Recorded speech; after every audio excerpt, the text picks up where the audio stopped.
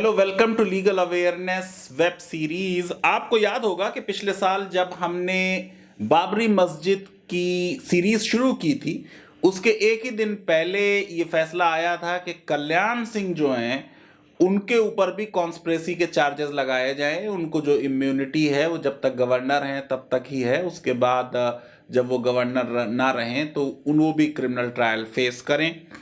उसके बाद आपको मालूम है कि वो जो सिविल सूट था उस पर सुप्रीम कोर्ट का फैसला आ गया और अभी 5 अगस्त को आपने देखा कि वहां पर शिलान्यास बाकायदा बड़ी धूमधाम से हो गया। अब कल जो है इस केस में 28 साल बाद एक लोअर कोर्ट जो है स्पेशल सीबीआई कोर्ट लखनऊ में वो फैसला देने जा रही है कि जो 6 दिसंबर 1992 को बाबरी मस्जिद को ढाया गया था उसमें किसकी क्रिमिनल लायबिलिटी है। 32 लोग हैं इसमें एक्यूज्ड और इसलिए मैं चाहता हूं कि जो क्रिमिनल एस्पेक्ट है बाबरी मस्जिद के केस की उसको समझा जाए। जो बातें लिखी खुद prime minister PV Narasimha Rao ने अपनी बुक अयोध्या 6 दिसंबर आपके सामने लाऊंगा। लिब्राहन कमीशन ने इसमें क्या कहा वो बात आपके सामने आएगी। जो जजमेंट होगा उस जजमेंट के बारे में बात होगी। थोड़ा सा जरा सा आज की इस उसमें क्रिमिनल केस की बैकग्राउंड समझ लें और फिर ये एक चंद एपिसोड में आपको ये पूरा क्रिमिनल केस समझ में आ जाएगा। आपको मालूम है कि जो क्रिमिनल जस्टिस सिस्टम है वो जरा फास्टर होता है। इस केस में आप देखिए कि क्रिमिनल जस्टिस सिस्टम जो है उसमें अभी तक फैसला नहीं सुनाया और सिविल केस जो है उसका फैसला आ गया। आमतौर से होना यह चाहिए कि पहले जिन लोगों ने डिमोलिश की थी बाबरी मस्जिद उनके बारे में फैसला आ जाता, क्योंकि अगर ये डिमोलिशन ना हुआ होता तो एएसआई सर्वे भी ना हुआ होता। मैं ये समझता हूं कि इस मामले में एक जरा सा हमको समझने की जरूरत है कि ये जो पूरा एक बाबरी मस्जिद का क्रिमिनल एंगल है उसने देश के सेकुलर फैब्रिक को, सोशल हार्मनी को जो नुकसान पहुंचाया और उस डिमोलिशन के लिए कौन जिम्मेदार हैं। तो मेरी जाती राय ये है कि शायद दोनों governments, PV Narasimha Rao government और कल्याण सिंह गवर्नमेंट, ये दोनों जो थे रूल ऑफ लॉ से बंधे हुए थे। इन्होंने संविधान की शपथ ली थी और इन्होंने सुप्रीम कोर्ट में एफिडेविट दिए थे, बार बार एश्योरेंस दी थी कि हम जो बाबरी मस्जिद का ढांचा है उसको बिल्कुल भी नुकसान नहीं पहुंचाएंगे। और बाद में वही कल्याण सिंह जो है वो ये कह रहे हैं कि सुप्रीम कोर्ट ने रोक कंस्ट्रक्शन पे लगाई है, डिस्ट्रक्शन पे नहीं लगाई। अब इस तरह की बात कोई अगर चीफ मिनिस्टर कहता है तो मैं ये समझता हूं कि उसका रूल ऑफ लॉ में बिल्कुल यकीन नहीं है। दूसरे मैं ये समझता हूं कि इस मामले में जो हिंदुत्व की फोर्सेस हैं वो लिब्राहन कमीशन की रिपोर्ट में भी आ गया। आरएसएस, बजरंग दल, वीएचपी, उन्होंने एक कॉन्स्पिरेसी के तहत, एक वेल प्लान्ड स्ट्रेटजी के तहत इस बाबरी मस्जिद के ढांचे को 6 दिसंबर को जो है वो ढा दिया। और फिर मैं ये समझता हूं कि सुप्रीम कोर्ट ऑफ इंडिया भी इस कोर्ट मामले में जो है गिल्टी है, इन द सेंस कि जब उनके पास बार बार अटॉर्नी जनरल ऑफ इंडिया जा रहे थे और कोर्ट के सामने इंटेलिजेंस के इनपुट भी रखे जा रहे थे कि एक बहुत बड़ी तादाद में कार सेवक अयोध्या में इकट्ठे हो रहे हैं, उनके पास हथियार हैं, लॉ एंड ऑर्डर की सिचुएशन बिगड़ सकती है, कार सेवा पर रोक लगाई जाए।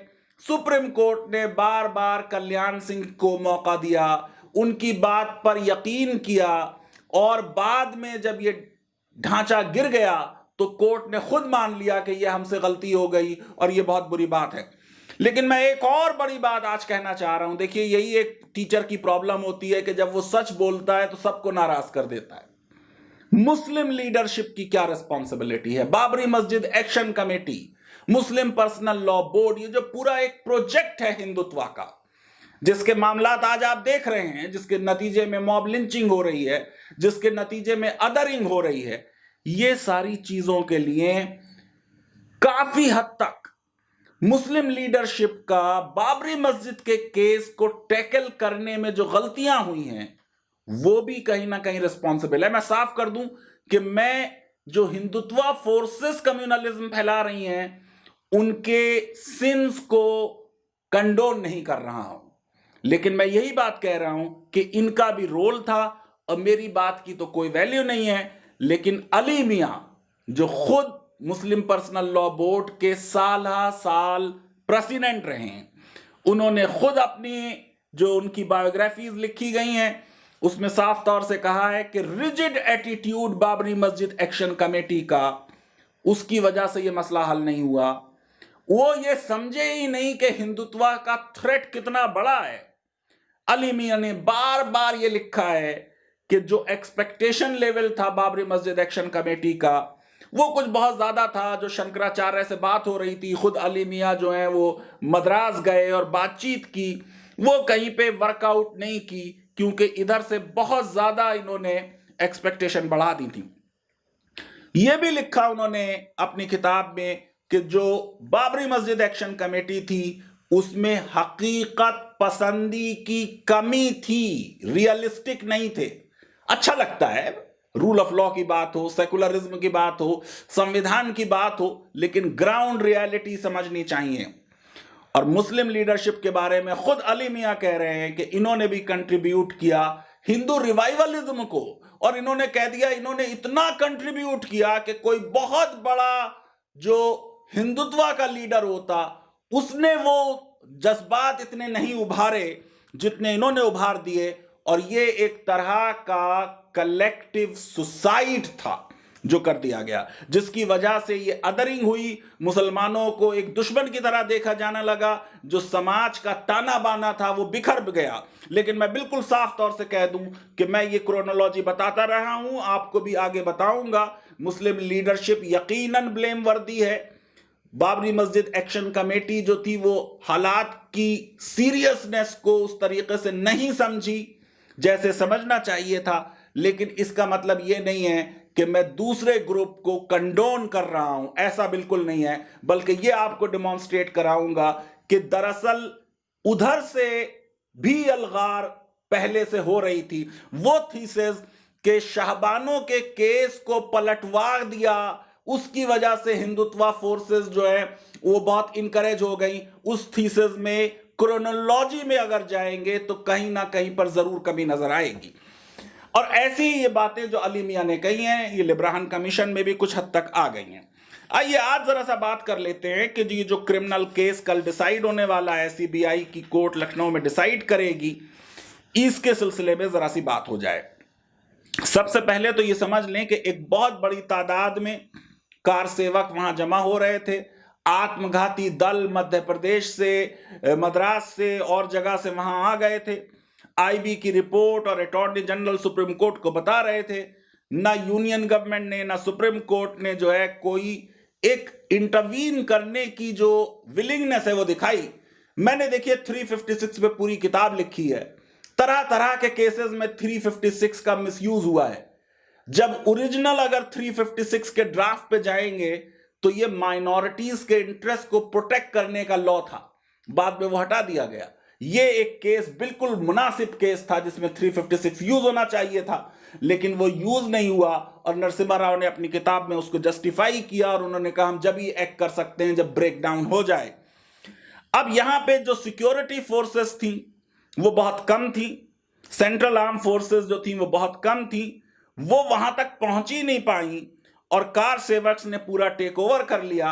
और जो टॉप बीजेपी लीडरशिप थी, अडवाणी जी, जोशी जी, वाजपेयी जी, जो सब बड़े बड़े स्टेट्समैन हैं, वो सब कहीं ना कहीं अगर लिब्राहन कमीशन की रिपोर्ट में जाएं इस कॉन्स्पिरेसी और इस प्लान में शामिल थे। खास तौर से यूपी की गवर्नमेंट जो थी वो इसमें एक लीडिंग रोल अदा कर रही थी और उसके नतीजे में जो सेंटर से डायरेक्टिव भी आ रही थी Indo Tibetan border security force को, उनको भी वो अमल में नहीं आने देना चाह रहे थे और कई जगह पर उनको वापस कर दिया। अब जब ये ढांचा गिर गया और हमने टीवी पर ये खुद अपनी नजरों से देखा, एक बात जरा सा कहना चाहता हूं। बाबरी मस्जिद के केस में बात हो रही है कि 16वीं सदी में, अभी रूल ऑफ लॉ नहीं है भारत में, संविधान नहीं है, सुप्रीम कोर्ट नहीं है, फंडामेंटल राइट्स नहीं है। एक रूलर ने, एक बादशाह ने, एक सॉवरेन ने मंदिर तोड़ के मस्जिद बना दी। गो के आपने देख लिया सुप्रीम कोर्ट के जजमेंट में यह आ गया कि यह बात कहीं साबित नहीं हुई कि एक राम टेम्पल को डिमोलिश करके बाबरी मस्जिद बनाई गई हो। लेकिन आर्गुमेंट के लिए समझ लेते हैं कि अगर ऐसा हुआ, पहली चीज तो ये देखिए, इस पूरे केस में भी ये हो रहा है कि मीर बाकी ने बनाई, बाबर का कोई ऑर्डर रिकॉर्ड पे नहीं है, किसी और ने बताई। हम वाइकेरियस लायबिलिटी की बात कर रहे हैं। जो आज के हिंदुस्तान के मुसलमान हैं वो कोई बाबर की औलादे नहीं है। जो दो चार जो हैं क्लेम भी करते हैं कि हम डिसेंडेंट हैं बहादुर शाह जफर के, उनका कोई डीएनए टेस्ट नहीं हो गया है। ज्यादातर हिंदुस्तान के मुसलमान यहीं के इंडिजिनस लोग हैं जो कन्वर्ट हो गए हैं। लेकिन क्रिमिनल लायबिलिटी में एक के गुनाह की सजा दूसरे को नहीं होती। अगर एक ने क्राइम किया है तो दूसरे को नहीं होती। हम इतने साल बाद, 500 साल बाद, जो एक ने गलती की उसकी सजा औरों को देना चाहते हैं, जबकि उस वक्त राजतंत्र था। यह 6 दिसंबर को जो वाकया हुआ है, तब तक लोकतंत्र आ गया है, संविधान आ गया है, रूल ऑफ लॉ आ गया है, फंडामेंटल राइट्स आ गए हैं, high court, supreme court, lower court आ गई हैं। इसलिए यह जो 6 दिसंबर को हुआ, जिसको सबने लाइव टेलीकास्ट देखा, पूरे विश्व ने बीबीसी के जरिए, ये जो 1528 में हुआ था उससे ज्यादा सीरियस मैटर है, क्योंकि ये डेमोक्रेसी में हो रहा है। सबसे पहले ये समझ लीजिए कि इस केस में 2 एफआईआर फाइल हो रही हैं अलग अलग ऑफेंसेस को लेके। एक एफआईआर है एफआईआर नंबर 197, दूसरी एफआईआर है 198। एफआईआर 197 अयोध्या में फाइल हो रही है डिमोलिशन के फौरन बाद। इसमें फाइल हो रही है ये लाखों अननोन, नामजद नहीं है इसमें, लोगों के खिलाफ। जो एफआईआर नंबर 198 है दूसरी वाली, उसमें नामजद है मामला लाल कृष्ण अडवाणी और 7 और लोग, मुरली मनोहर जोशी, उमा भारती, महंत अवैधनाथ, विश्व हिंदू परिषद के विष्णु हरि डालमिया, अशोक सिंघल। इन लोगों ने जो प्रोवोकेटिव स्पीचेस दी जिसकी वजह से डिमोलिशन हुआ। आपको मालूम है कि क्रिमिनल लॉ में जो अबेटमेंट का लॉ है कि आप इंसाइट करते हैं, लोगों को प्रोवोक करते हैं क्राइम करने के लिए। जो क्रिमिनल लॉ में कॉन्स्पिरेसी का लॉ है, जो जॉइंट लायबिलिटी का लॉ है कि एक ने भी क्राइम किया, लेकिन अगर मीटिंग ऑफ माइंड्स हो गई है तो liability is joint and several, सबकी लायबिलिटी होगी। 47 और एफआईआर फाइल हुई, क्योंकि मालूम है आपको उस दिन जो जर्नलिस्ट फोटो ले रहे थे, वीडियो बना रहे थे, उनके ऊपर अटैक हुआ था। अब सबसे पहली प्रॉब्लम यह हुई इस क्रिमिनल केस में कि केसेस को बांट दिया गया। एक तरफ सीबीआई थी और दूसरी तरफ यूपी पुलिस का क्रिमिनल इंटीग्रेशन, यूपी सीबीआईडी जो है, यूपी सीआईडी। तो एफआईआर नंबर 137 जो कार सेवक के खिलाफ है, वो तो दे दी गई सीबीआई को, और जो एफआईआर नंबर 198 है जो बीजेपी और वीएचपी के लीडर्स के खिलाफ है, वो यूपी की पुलिस को, सीआईडी को दी गई। 27 अगस्त 1993 को सीबीआई को केसेस सारे हैंडओवर हुए। 5 अक्टूबर 1993 को सीबीआई ने जॉइंट चार्जशीट फाइल की 40 लोगों के खिलाफ। इसमें बीजेपी, वीएचपी, शिवसेना, बजरंग दल के लीडर्स के नाम थे, लेकिन कॉन्स्पिरेसी का चार्ज जो था वो ड्रॉप कर दिया कुछ लीडर्स के खिलाफ ऑन टेक्निकल ग्राउंड्स। अब 2 साल के इन्वेस्टिगेशन के बाद सीबीआई ने सप्लीमेंट्री चार्जशीट फाइल की 10 जनवरी 1996 को। उसमें कहा कि नहीं, एक बड़ी कॉन्स्पिरेसी थी जिसमें बाबरी मस्जिद पे अटैक किया गया। अब सीबीआई ने क्रिमिनल कॉन्स्पिरेसी का चार्ज 120B के तहत इंडियन पीनल कोड के शामिल कर लिया और 9 लोगों के खिलाफ यह लगाया गया। इसमें शिवसेना के बाल ठाकरे और मुरेश्वर सवे भी शामिल थे। 1997 में लखनऊ के मजिस्ट्रेट ने फ्रेमिंग ऑफ चार्जेस ऑर्डर कर दी। आपको मालूम है कि क्रिमिनल केस जब शुरू होता है तो जो पुलिस की रिपोर्ट होती है उसके बाद मजिस्ट्रेट को ये राइट है या तो डिस्चार्ज कर दे अगर उसे लगता है कन्विक्शन की पॉसिबिलिटी नहीं है, या फिर वो चार्जशीट करता है और चार्जशीट एक्सेप्ट करता है और चार्जेस फ्रेम करता है। तो इस केस में लखनऊ के मजिस्ट्रेट ने चार्जेस फ्रेम किए, इंक्लूडिंग क्रिमिनल कॉन्स्पिरेसी का चार्ज 48 लोगों के खिलाफ। अब 34 लोग उसमें से इलाहाबाद हाई कोर्ट गए, अपील में, रिवीजन में, उनको स्टे मिल गया। 2001 तक ये स्टे जो है ये जारी रहा। 12 फरवरी 2001 को जस्टिस भल्ला जो हैं इलाहाबाद हाई कोर्ट के, उन्होंने ऑर्डर किया कि criminal conspiracy charge against Advani ji, Joshi ji, Uma Bharti और कल्याण सिंह ये ड्रॉप कर दिए जाएं, और इसकी वजह से सीबीआई का केस वीक हो गया। और ये इसलिए किया गया कि टेक्निकल ग्राउंड्स हैं। अब वो टेक्निकल ग्राउंड्स पे मैं अभी आके आपको बताता हूं क्या थी, जो बात के सेकुलर चीफ मिनिस्टर भी हुए अखिलेश यादव और उमा भारती, वो उन्होंने टेक्निकल डिफेक्ट क्यों नहीं खत्म कर दिया। अब 3 महीने बाद 4 मई को स्पेशल कोर्ट लखनऊ में बाइफरकेट की जाती है। एक एफआईआर 197 में हो गई, एक 198 में हुई, और ये कहा कि 21 जो अभियुक्त हैं, मुल्जिम हैं, उनका ट्रायल तो रायबरेली में होगा और 27 का ट्रायल लखनऊ में होगा। बिल्कुल अनप्रेसिडेंटेड चीज है। जैसे मैंने आपको बताया था कि वहां सिविल केस में अनप्रेसिडेंटेड चीज हुई, दरअसल ये रूल ऑफ लॉ पे प्रश्न चिन्ह लगाती है। अब ये बाइफरकेशन जो है ये इसलिए हुआ क्योंकि जो स्पेशल कोर्ट बनाई गई उसमें लॉ ये है कि स्पेशल कोर्ट बनाने में सरकार हाई कोर्ट से कंसल्ट करे।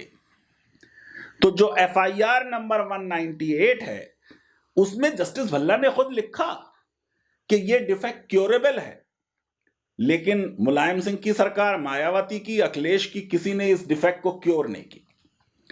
जुलाई 2003 में, आखिरी साल है वाजपेयी सरकार का, सीबीआई विड्रॉ कर लेगी criminal conspiracy charge against Advani और एक फ्रेश चार्जशीट जो है वो रायबरेली में लगाई जाएगी। जुलाई 2005 में हाई कोर्ट ऑर्डर करेगी कि रीफ्रेम करो charge of inciting hate against Advani ji. Chargesheet में रिकॉर्ड होंगे बहुत बड़े बड़े डैमनिंग फैक्ट्स अडवाणी जी के। उसमें उस मीटिंग का जिक्र होगा जो 5 दिसंबर 1992 को विनय कटियार के घर पे हुई और जिसमें अडवाणी जी और पवन पांडे और तमाम लोग मौजूद थे। कल्याण सिंह ने इसी मीटिंग के बारे में जो है बाद में वो कहेंगे कि कंस्ट्रक्शन पे रोक है, डिस्ट्रक्शन पे रोक नहीं है। अब 2010 आ गया।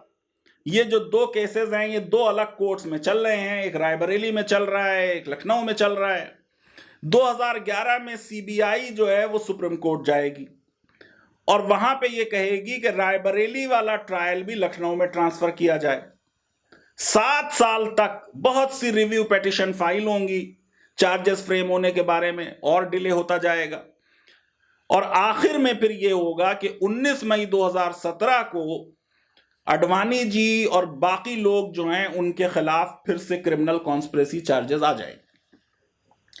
तो 2017 में जब ये हियरिंग सुप्रीम कोर्ट में हो रही है तो सुप्रीम कोर्ट अब अपनी जो स्पेशल पावर है 142 की, टू डू कंप्लीट जस्टिस, उनका इस्तेमाल करेगी और ये कहेगी कि ये जो टेक्निकल डिफेक्ट था कि सीबीआई की कोर्ट बनाने में हाई कोर्ट से कंसल्ट नहीं किया, इसको हम ओवर रूल कर रहे हैं, क्योर कर रहे हैं।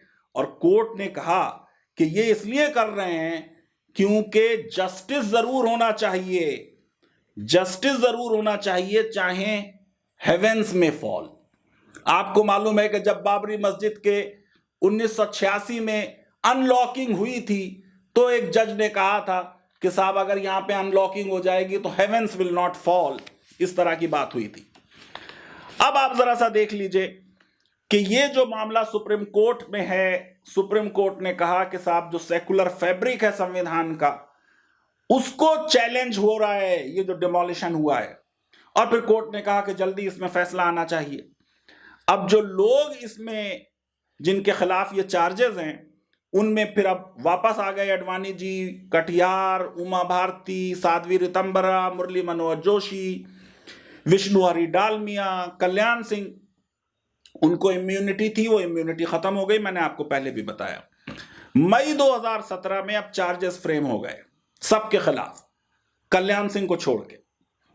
अब कोर्ट ने बाद में इनको बेल दे दी 50-50 हजार पे, और सितंबर 2019 में कोर्ट ने चार्जेस फ्रेम कर दिए सबके खिलाफ और बेल दे दी गई, और ये केस पे अब जजमेंट जो है वो कल आने की जो है उम्मीद है। मैंने आपको जरा सा ये बैकग्राउंड बना दी है, लेकिन एक बात को समझ लें कि क्रिमिनल केसेस में कन्विक्शन आसानी से नहीं होता, क्योंकि क्रिमिनल केसेस में बेनिफिट ऑफ डाउट एक्यूज को दिया जा सकता है। क्रिमिनल केसेस में प्रिजम्पशन ऑफ इनोसेंस एक्यूज को मिली होती है। तो ये एक बहुत बड़ा टेस्ट केस है, लेकिन कितनों का कन्विक्शन होगा, कितनों का कन्विक्शन नहीं होगा, क्या फाइनल जजमेंट होगा, हम कल तक का इंतजार करेंगे। और ये जो एक क्रिमिनल डिमोलिशन बाबरी मस्जिद का हुआ है, इसको लीगल पर्सपेक्टिव में ऑब्जेक्टिवली समझने की कोशिश करेंगे। लीगल अवेयरनेस वेब सीरीज आपको पसंद आती है तो मेरी रिक्वेस्ट है कि हमारे इस वीडियो को वाइडली शेयर करें और हमारे चैनल को जरूर सब्सक्राइब करें, बेल आइकन जरूर क्लिक करें। थैंक यू वेरी मच, धन्यवाद।